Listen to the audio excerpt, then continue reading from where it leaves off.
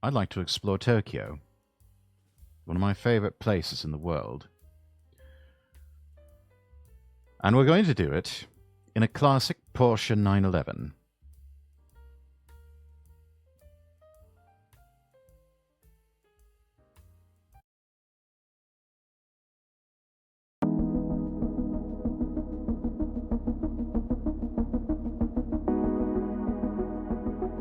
Ah, isn't it beautiful, Chad?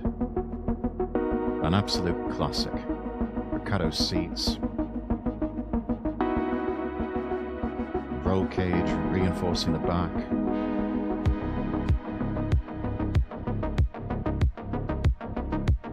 The lights turn on.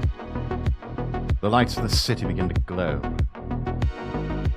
And that's when you know it's time for a night drive.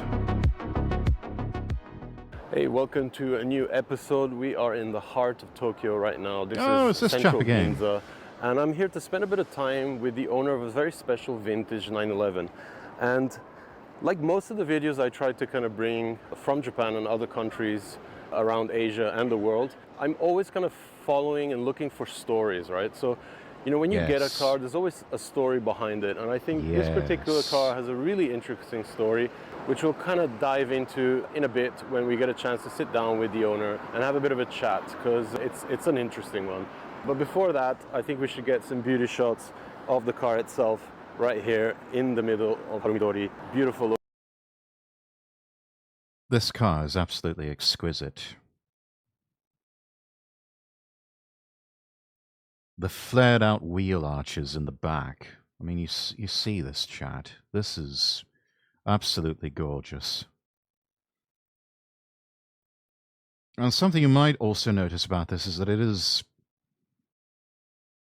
a rather small car. It's designed to be small and lightweight so that it can go really fast. The current Porsches of today, yes, they will go fast, but they're not small and light like these old cars are. In fact, just yesterday I was pulling into a petrol station to top off the tank, and I pulled up next to a chap who had a can't remember if it was a Porsche Panamera or maybe it was just a 911. But actually, I think it was a Panamera. It was a four-door. The Panamera is basically just a four-door version of a 911. And it is, God, that thing was massive. It was so wide.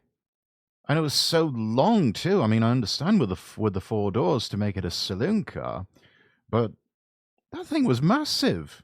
I could barely get through to get to a pump to start filling up with petrol.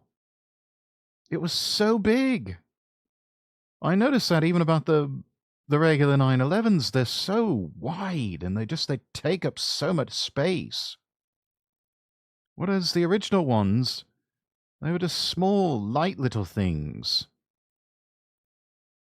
And I'm sure a lot of that has to do with safety features and all of the electronic whatsits and everything that have been put in. But, you know, all of that has a certain cost at some point to where, I don't know, it stops being a car and just starts being this computer on the road. You know, I don't know, maybe I'm just getting old and set in my ways, but there's something about these older cars that were smaller and lighter and just more in touch with the road and, you know, didn't need a whole lot of electronic wizardry to just create a fun driving experience. It seems like a lot of that is lost in modern cars. And it's sad, really. Location, as always, to kind of sit here a little bit and just indulge in these classic 911 lines.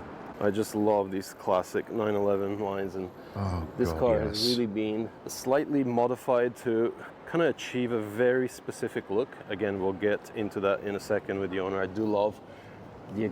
It does seem like they have, especially with the the side stripes and the modern Porsche logo in the back and everything, this is starting to give more of a rally car look to it, which Porsche has used 911s in rally cars, I do believe. Correct me if I'm wrong, though. But yeah, this is they did have some specialty Porsches that I think they even fitted them with at one point they may have fitted them with all-wheel drive, or maybe it was rear-wheel drive. I can't remember. But yeah, and then it was sort of raised up a bit with the suspension, and given some off-roading tires, and yeah, they were able to compete in things like Dakar. Exhaust system here hanging off the middle of the bumper there, completely stripped out interior. So many details We can't to see kind the of get interior. into. But for now, let's just indulge in some beauty shots to get the video started.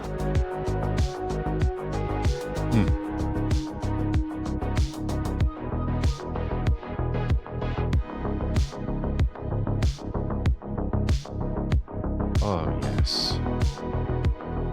God, that is fantastic.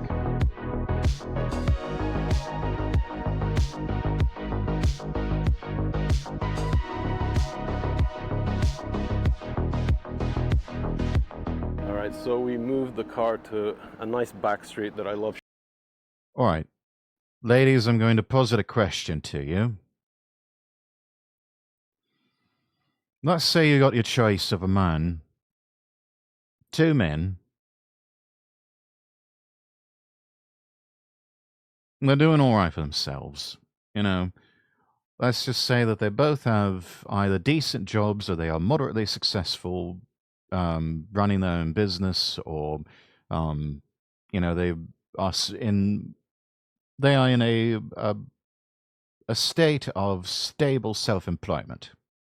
You know, the employment situation and income is stabilized and steady.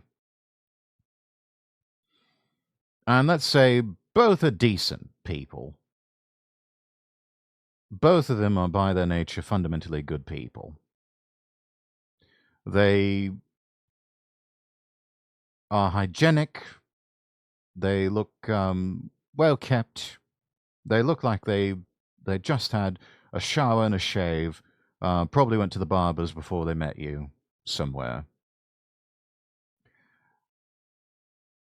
Both of them know how to dress to impress. You know, professional attire, or you know, they are quite stylish in their own unique way. Both have good taste in clothes, and so they look like handsome men, handsome young men. But one of them pulls up in anything ranging from standard economy car. Actually, no, that's not a fair comparison. Let's say one of them pulls up in a modern luxury car. You know, modern day Mercedes, BMW, an Audi, maybe a Lexus, or you know, just pretty standard fare. Something that really just kind of screams, I'm doing all right in life, or I have made it in life. And then you got the other chap who pulls up in this beauty here, or something very similar to it. A vintage Porsche 911. Somebody who really knows what they're doing when it comes to like racing driving or something like that. You know, they pull up in a classic car like this Porsche, or maybe an old Mercedes, or an old BMW 3 Series.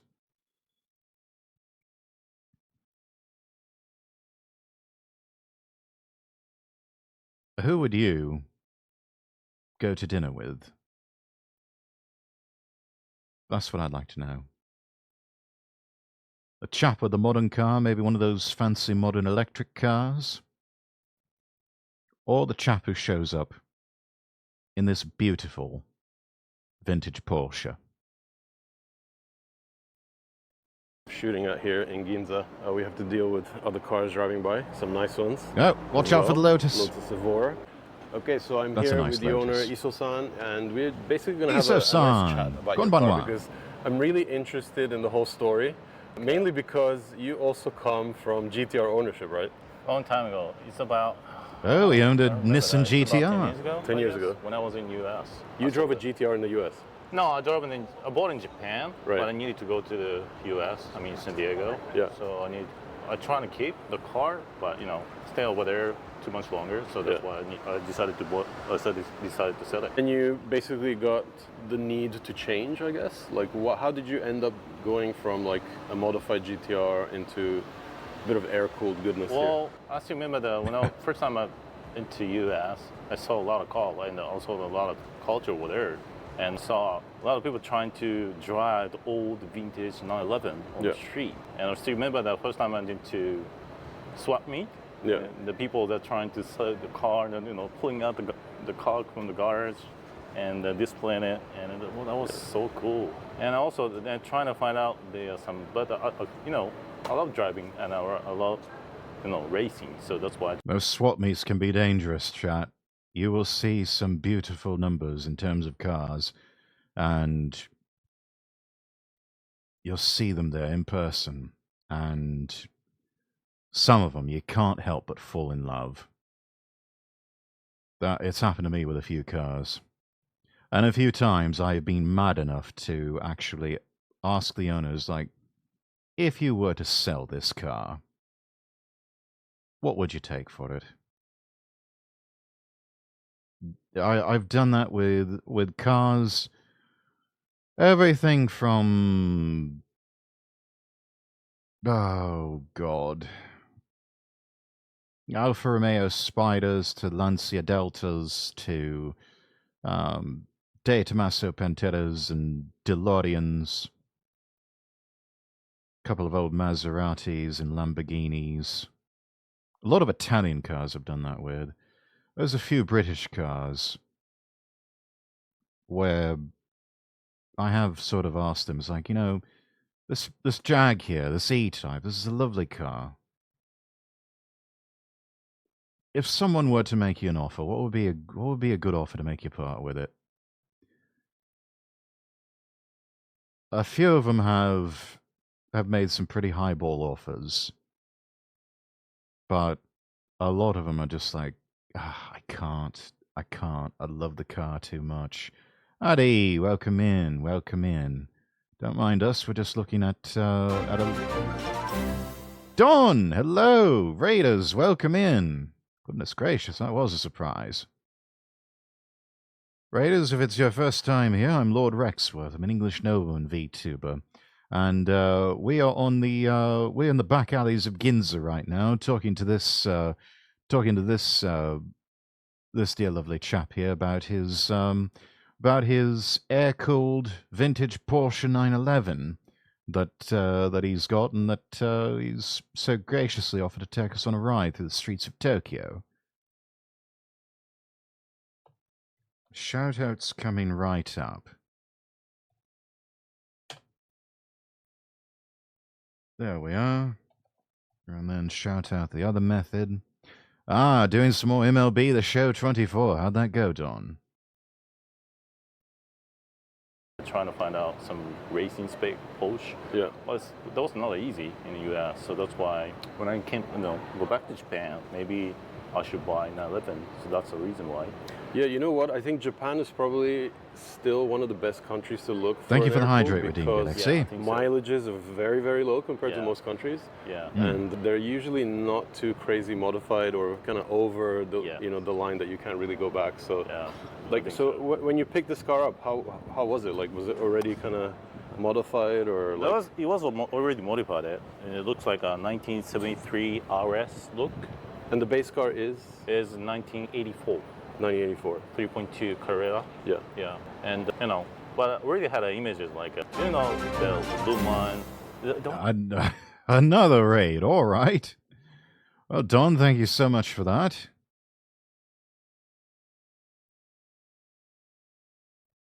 Double raids from Don the Dogfather.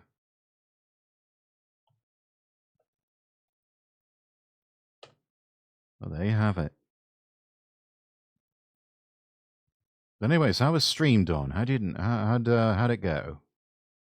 was back in 1971 and 72. Yeah. Porsche released 911 ST Yeah. for the racing company, for racing team. And I still remember when I was, I don't know, maybe 2, 3 years old or 5 years old and watching TV show and Yeah. that's so cool. I still remember the images and oh, maybe I should try to modify that look. Of course, the fenders are not ST style, but Yeah. I love this, classic. Like Oh, some people absolutely. say, like not all look car in Japan, but I love this backlit style. Well, I mean, we are in the country of RWB, so Yeah. anything that isn't wide is automatically narrow look. I'm Dog trying Pound to has get the raided wide you. fenders.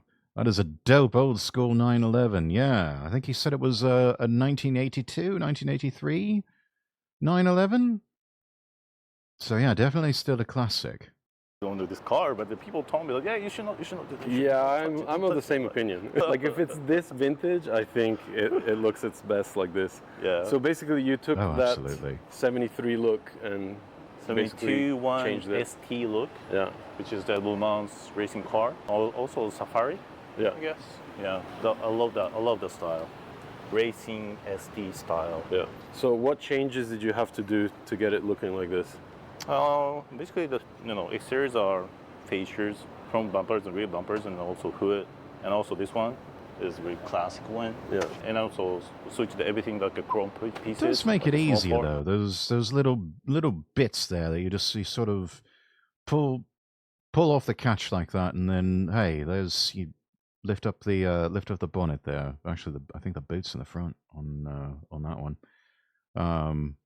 RWB 911 no less. Looks like a lot of bodywork changes to it. Yeah, this was already a modified car when he bought it. It's an 80s Porsche, but it's been modified to look a lot more like one of the 911s from the 1970s, from the early 1970s. I think they've been modified to make it look more like a 73.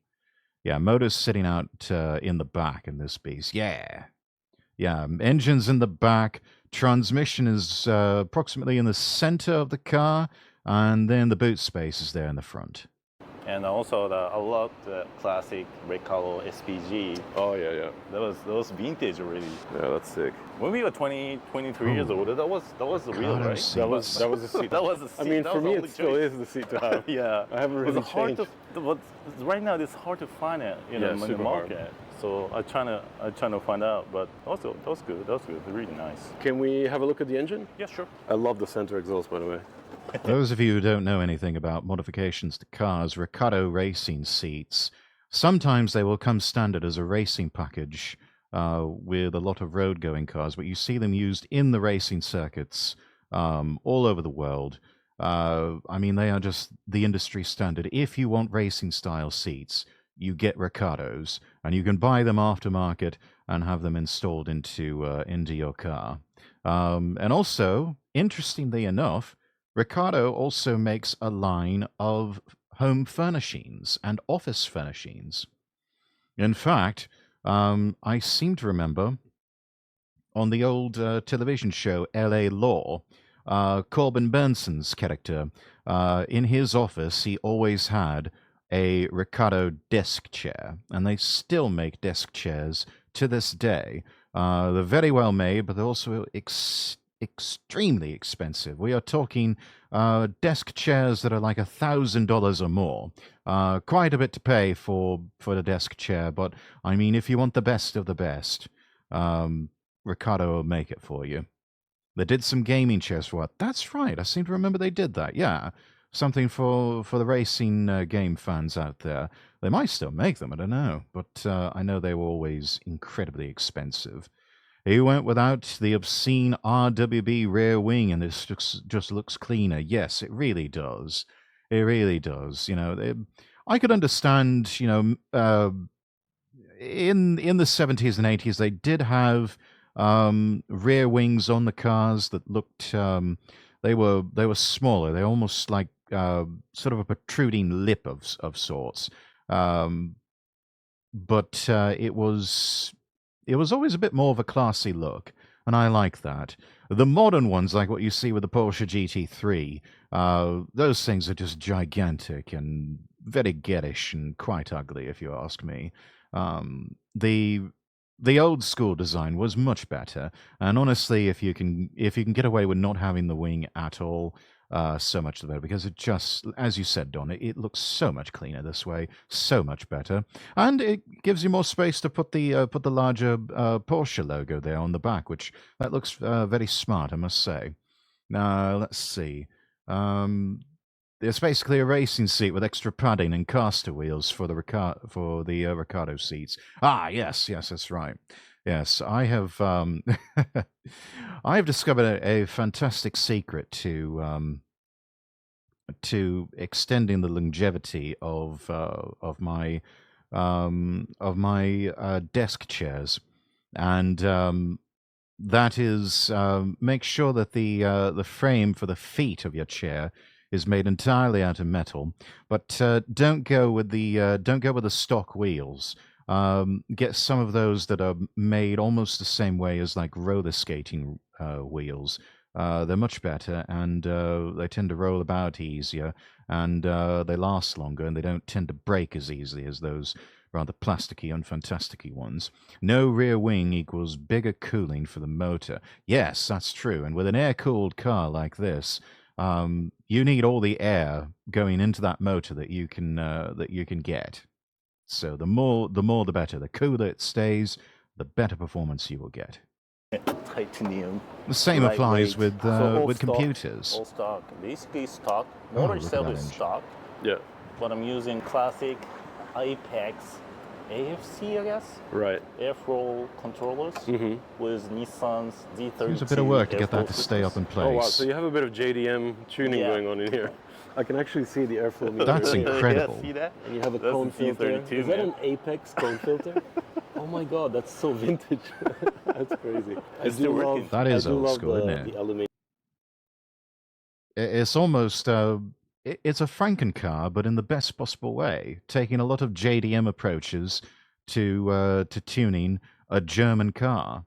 That's absolutely brilliant. And of course, we're starting to see that sort of fusion happening with another brand of car that I want to that we may take a look at here in a moment. Um, let's see. I have to look it up here real quick.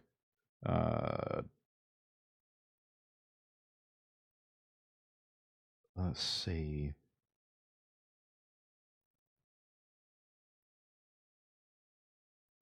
The Ineos Grenadier.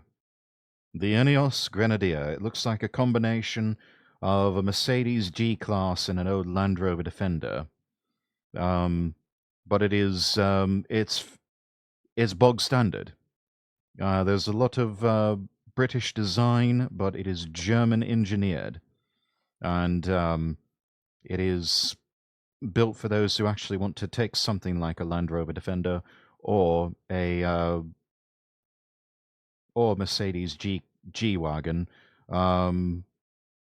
off road, and do a bit of rougher thrashing about on sort of off road areas,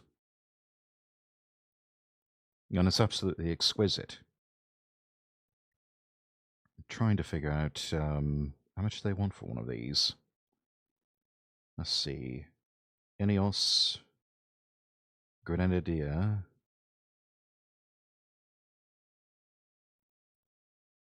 They're still incredibly expensive. About $76,000 US. But still, that's a damn sight better than any sort of Range Rover or Mercedes G-Class, which is well over $100,000 US, or well over £100,000. How much does Land Rover Defender go for these days?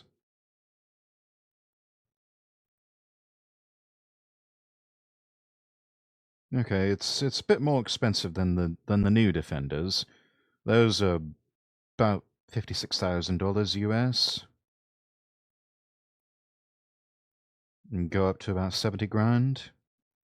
But if you're looking for that classic look, yeah,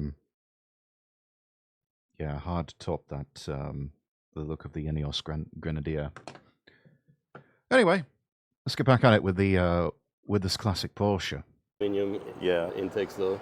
Unfortunately, my 964 has plastic stuff, so really. And also motor mount, engine mount is racing spec, and the lightweight light wheels. So lightweight flywheel. Yeah. And then light body with 3.2 enough power. Yeah. It's fun. And it must feel extremely light compared to an R30, exactly. like a completely different driving experience. Yeah. When I trying to chase 996 Carrera, It floats probably. It was okay. I couldn't catch up, but Yeah, these cars are quite fast. In the right hands, they can be pretty lethal. But I guess we should probably get driving. You do have to be careful. Yeah. And I'll sit next to you, continue our chat. Here we go. Drive around Tokyo. Sure, why not? Cool. Schmoozer, welcome in.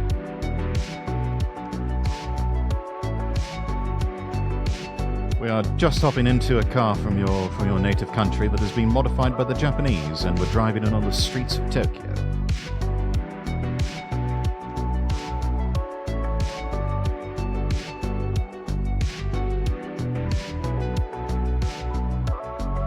I love that. He just hangs the steering wheel up there on the mirror,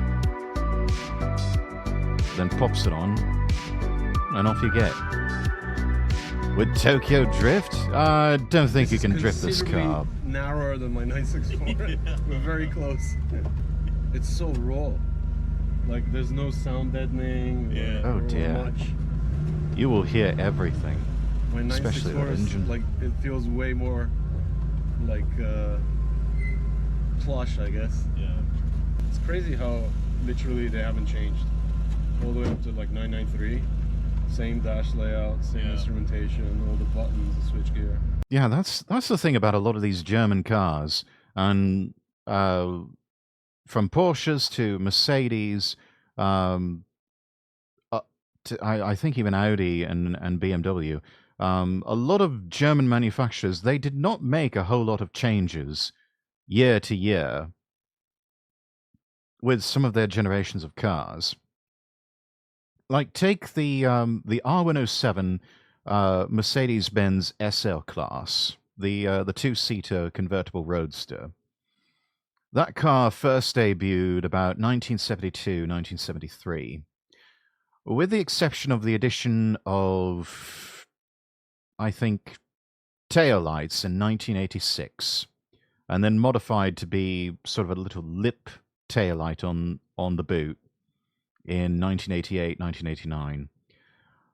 Other than the head bolster on the and some changes to the seats, those cars remained roughly unchanged throughout close to 20 years of that generation of car. There were changes to the interior, changes to things like the seats, but the exterior of the car, there really wasn't much difference from year to year. It's really quite incredible. It ain't broke, we ain't fucking with it. German car manufacturers, exactly, Don. It seems like every car manufacturer, from the Germans to the Japanese to the British to the Koreans, to the Americans, everyone who makes a car, they feel this need every year to do some sort of jiggery-pokery with the design or with, something that they just, very often they can take these lovely, perfect cars and then just make them so just dog ugly. Benzes from the mid-'80s to the early aughts, the body lines, no matter the size of the car, were roughly the same. Yes. Yes. Especially those ones from the 80s and into the early 90s. That was, I think, one of the golden eras of Mercedes, where they had it so right. They just got everything perfect. I mean, you could tell the 500 SLs were cousins of the 180s. Yes, indeed. Yeah, and you also had the same people that who started with the designing the 180s, and continued on uh, designing cars like the 500 SLs all the way up into the generation for the 70s and 80s, and even into the early 90s before a lot of them retired or passed away. So they had their hand in those designs that went from dating to pre-war era all the way into the post-war era and into the post-Cold War era, and they just they were absolutely exquisite. I still I still firmly believe the 500e from the early 90s was quite possibly Mercedes' the absolute finest hour. That and the 560 SEL, that car was absolutely magnificent. I mean, that was the car in the 80s to drive. Nothing said you have made it in life like a Mercedes Benz 560 SEL. Just nothing else on the planet. Even to this day, you see a car like that has been well cared for and has been, say it's got, still has a shiny paint job, still looks like it rolled right out of the factory floor yesterday or something, and it just it still, to me, in the looks department and in so many other ways, just runs circles around anything new they've come up with. Oh, the mid 70s Benzes were almost identical year to year. Yeah, I mean, it's again, if it wasn't broken, they weren't going to fix it. They just left it alone. Don't mess with excellence. And this was at a time when these car companies were still run by the engineers, by the people who were obsessed with making really good cars, with this, just as Lexus defined it, the relentless pursuit of perfection. This was before the bean counters got involved. This was before the merchant bankers got their hands into the company and started saying, well, you're sort of over engineering your cars, don't you think? I think we could stand to cut a few corners here, especially if it means good quarterly profits for our shareholders. And that's when they fucked it all up. I mean, I grant you, Porsche, they kind of got, they may have gotten a bit too obsessed, because I know in the early 90s they were not in a good financial position. They were actually on the verge of bankruptcy, which is why they started outsourcing a lot of or offering a lot of their services to Mercedes and Audis, and that's why on some of their assembly lines you could see Mercedes 500Es next to Audi RS5s and RS6s and whatnot. So that, yeah, I don't know. They just don't build them like they used to, is the bottom line. But I have to say, a lot of people look at this car. Yeah. Even with the 964, a lot of people look. With the GTR, It is a I get stunner. looks of disgust in Tokyo. Yeah. But if I'm outside in the countryside, everybody gives me the thumbs up. Yeah. But, Yeah, the Nissan GTR, especially the modern one, that's more of a country class car. The city folk look at it as a bit déclassé. And I mean, it's a lovely car, beautifully engineered. I think design wise, though, the Fair Lady Z that they've got these days is probably the better designed car in terms of looks. But the power, oh my god, that powertrain! Yeah, there's a thought. Take the GTI engine and pop that into the modern Fair Lady Z, and see what happens.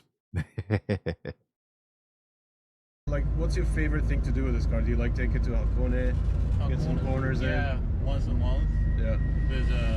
It's not an event, but it's a community over there. Like we just call it Ohakako. Okay. It's more Oh, by the way, chat. Left-hand drive cars in Japan, those are considered status symbols. In fact, it's quite strange, but Rolls-Royce, for example, I think still to this day, it is considered like peak luxury if you are Japanese national to own a Rolls, but a Rolls that is left-hand drive. It's more expensive. There is no point whatsoever to owning a left-hand drive car in a country that is regulated as right-hand drive.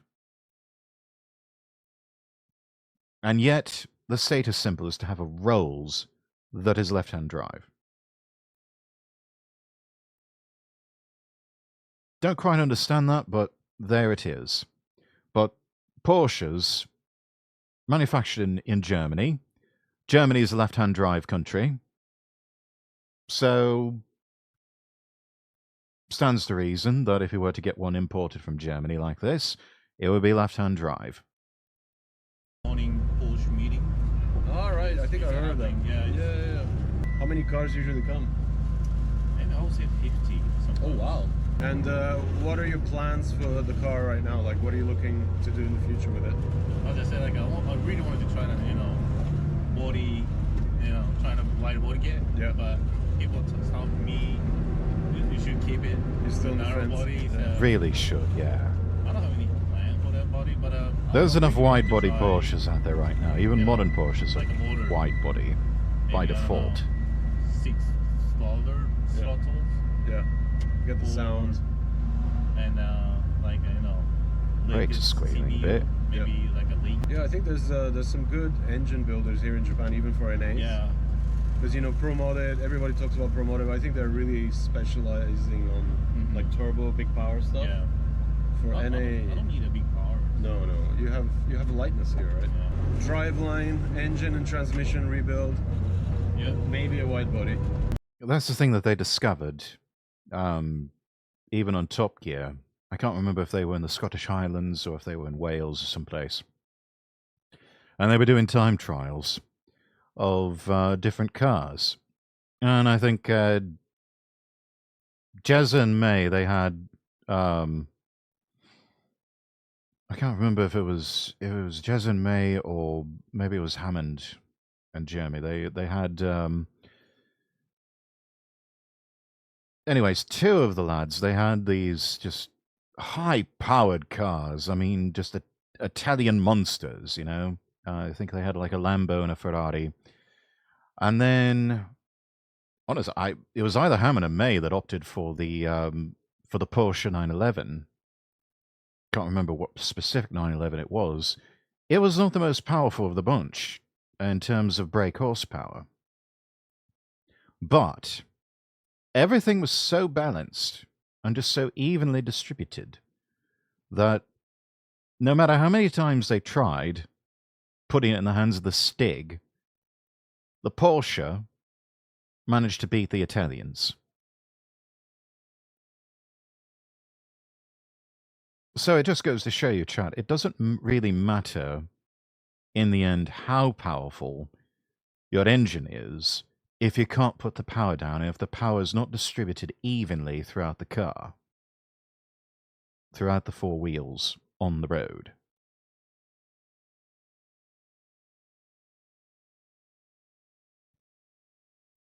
And another thing, horsepower is nothing without either a matching or exceeding number of pound-feet of torque. Horsepower is one thing, but the torque is... To me, torque is where the real number's at. You could have a 1,000 horsepower engine, but if you only have about 100 pound-feet of torque, you're not going to be moving very far or very fast. But if you have, say, like the old Chrysler Turbine, it was a prototype car with airplane engines in it made by Chrysler in the 60s.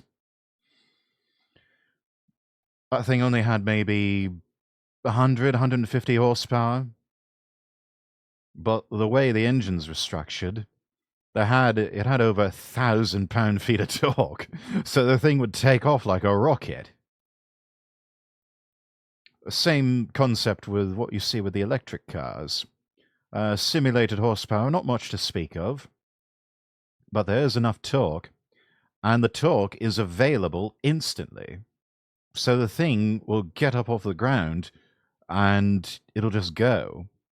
That's why when you put like a Tesla in extreme or insanity mode, you could race it against something like, I don't know, a Ferrari, a Lambo, maybe a Pagani Zonda, something like that.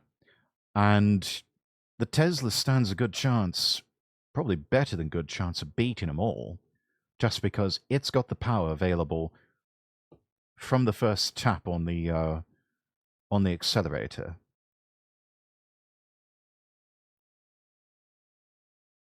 Physics, it's a wild and wonderful thing. Have you ever taken it on track? Yeah, I did. 3 times, 4 times. At I forgot the name of the truck. It's in Ibaraki. Scuba. Not Tsukuba. Another truck in Ibaraki? Tochigi. No. It's Motegi? Motegi. Motegi. Yeah. Ah, right. Motegi is fun and it's safe.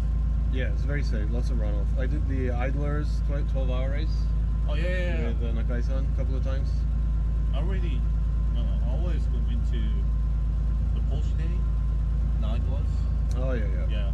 And also, you know the Porsche track in Chiba, the Porsche Experience Yeah, I Center? went there. Yeah, they do like events every third Sunday. Yeah, something like that. I really want to go and check it out because it looks pretty I cool. went there last month. It was a big event. Yeah. And that was okay. It was fun.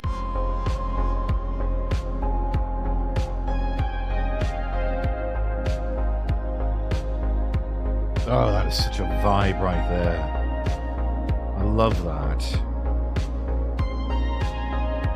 The synthwave and that car driving through the night.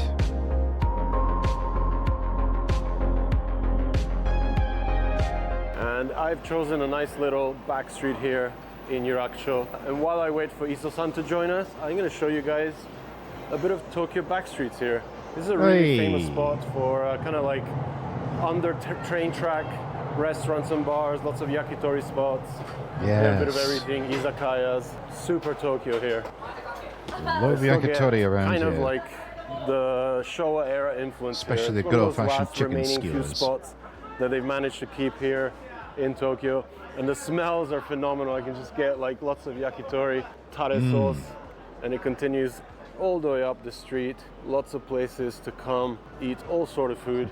But most German beer importantly, garden or something? drink a lot of beer because my God, do they love beer in Japan. Just look at these places. They have good beer in Super Japan, cool. they really do. But unfortunately, we're not on the tourist tour of Yurakucho. I'm gonna head back and hopefully Iso-san is there with his 911. By the way, there's a Shinkansen going by at the top here. You can hear it, but not see it. Actually, we'll probably see it on the other side. Man, I'm getting hungry all over again now. Right on time, Iso arrives. So sick. Okay, so since we have the car positioned in this really nice traditional izakaya area here in Yurakucho, I think I'm gonna do a quick walk around and just have a go through all the little details that make this car so special. Starting off at the front with that long hood held in place for extra safety with those rubber holders. We have the metal Those grille, do appear to be the Euro metal surround bumpers for the too. headlights. The wheel setup is pretty cool. Fuchs all around. You can tell, chat, that this is a Euro spec car, especially looking at the bumpers. Bumpers like this, especially in the 80s, they would not have been they would not have been this short for the North American market. I believe Porsche had to make them a bit larger, and in order to conform to American safety standards. And but yeah, it did kind of ruin the symmetry of the design and everything. But yeah, Euro spec bumpers, just everything original in this car. Well, except for looks like they upgraded the brakes and all, but yeah, that's all right. Van A052 semis. There's a later generation Porsche 4-port caliper over there in the front, and the back the original fronts have been moved to the back. So nice compact caliper back there. And with these semis, you can imagine the grip this car develops through the corners. Oh, and yes. of course, under braking. Engine-wise, as Iso-san showed us, he's running a Z32 Nissan airflow meter, feeding into a cone filter and then exhausting through this twin exit back box. That really sounds amazing, even from the cabin. Of course, the interior is being completely stripped out. Iso-san actually painted the rear section Saves here, so you weight. can see it's all color matched with the body. Some reinforcement here for the plastic glass at the back, and all the chrome details like on the wipers here, the mirrors, and all the Oh, period yeah. correct stickers, including some additions. I had a bit of an issue fitting in the Recaro SPG, but like Iso-san said, it's one of those parts that are kind of period correct to guys our age, and it just fits so well in a car of this vintage too. Pretty simple, but to the point. I always love coming to these spots to get a nice perspective of really cool cars against equally cool Japanese traditional locations, which, like I mentioned, are pretty much kind of disappearing as the city gets continuously rebuilt over and over and over again. I'm sure these guys have to fight a lot to keep their establishments going. Yeah, they probably do.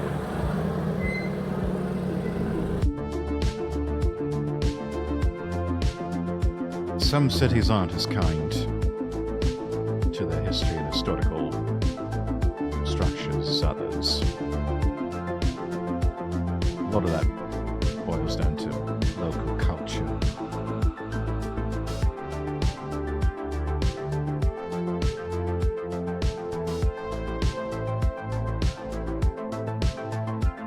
And the attitude of local government.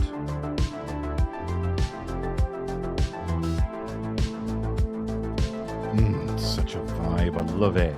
All right, so the next step for the night is Shibaura, PA. I haven't been here in a long time because it's actually been closed for a while for roadworks.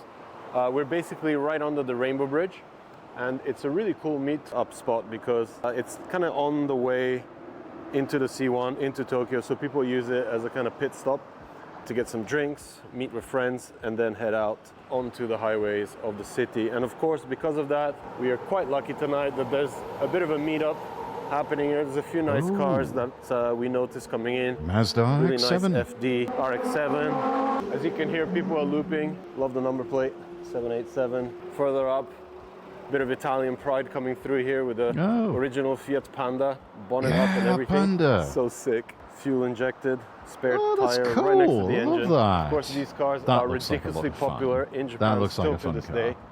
And that's because this was designed by Giugiaro. Right next to the Panda, Yes, we have a that's nice true. yellow.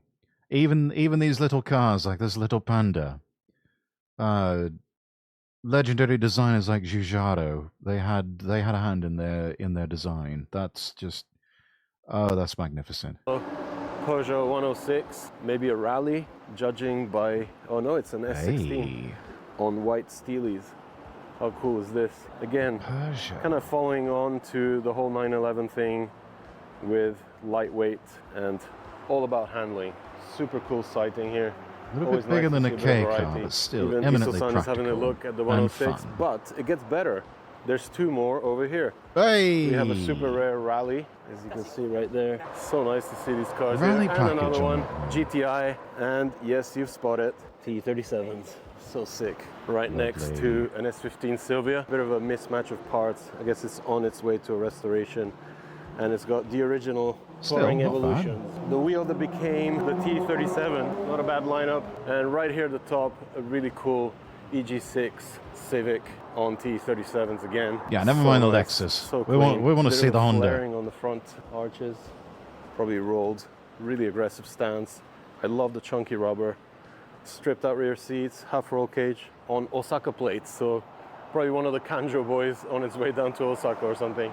But Yeah. since we're here, let's go have another look at Iso-san's 911. What a great timing to drop by Shibaura, PA tonight. And as you can see, we get a little bit of a view of the Rainbow Bridge, which is still Oh, light hey. because it's not past midnight Oh, yet. that's lovely. So cool to be seeing a Panda. And it's even the one with the tin can roof, you can just fold it open. Okay, so we're gonna do something really cool now. I'm gonna jump back in with Iso-san and we are gonna loop the C1, the Stoko, and come back here at Shibora, PA to end the night. I just want to feel the car through some faster corners and have a bit of fun. In the meantime, Absolutely. I have to squeeze back into this Recaro SPG. All right, off we go. So like I mentioned, we're right underneath the Rainbow Bridge here, and it's a popular Come on, kind camera, of pit stop focus. for guys that have a bit of fun at night. This place also remind me a lot of memories back in the day. Yeah, this was hot back in the day. Yeah, that was fun. Too much. Listen to that beauty purr. Oh, that is brilliant. That view there. That is $1 million view.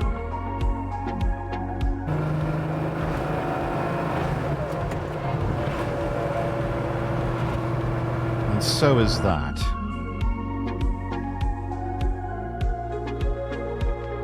So you used to do naughty stuff here on the C1 back in the day? Yeah, back in the day. Sure. Gran Turismo. So Iso-san is showing me all the lines through C1, how best to attack each corner. I'm sure the statute of limitations has run out. He's fine. He's fine. Oh, what a thrill. Honestly, this would be the experience of a lifetime. It's so simple. Driving around Tokyo in an old Porsche 911. Someone offers this to me. I don't even have to think about it. I'm like, yeah, let's go. Come on. Hop in. Let's get at it.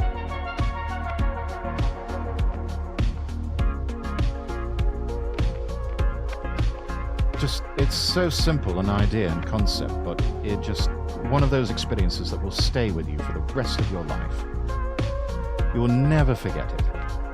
And your life will be richer for having experienced it. You know, having the first person cam like this, yeah, it's nice, but I still hope no you guys substitute for the enjoyed real this thing. video again, kind of documenting car people here in Tokyo doing cool things with their cars and kind of finding out the story behind it. I think Iso-san is really thinking about maybe getting back in an R32, not to replace a 911, of course, but to kind of have an don't. addition. You know, those cars are very special, and if you've owned one in the Don't past, ever get rid it's of kind that of car. hard to stay away from them. So it makes total sense to me. Massive Hang on thank to you that to old Iso-san Porsche for for coming dear out life, tonight. man. And I hope you enjoyed the video. Make sure you subscribe, hit the like button, and let me know in the comments what you thought.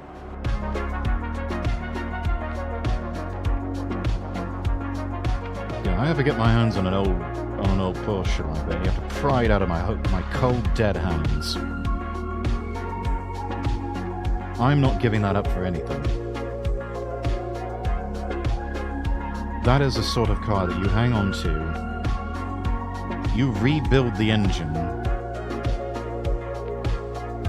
multiple times in your life, drive the hell out of it, keep it up and take good care of it, treat it like a member of the family, and then you pass it on to the next generation. You don't really, it's one of those things, you don't necessarily own it, you are just a steward of it for the next generation. Yeah, Dino, you've just earned a subscribe and a like. Because that was brilliant. That was absolutely brilliant. Thank you so much for watching. If you enjoyed this video, don't forget to give it a thumbs up and share it with your friends. Subscribe to the channel and click the bell icon so you never miss an update. If you have any thoughts, questions, or ideas for future videos, drop them in the comments below. I'd love to hear from you. You can also follow me on Twitter @LordRexworth for more updates and behind-the-scenes content. And if you want to support the channel, check out my Coffee or Throne pages. Links are in the description. Finally, be sure to visit LordRexworth.com and follow me across all platforms. That's LordRexworth.com. Until next time, I wish you all the best, and God bless.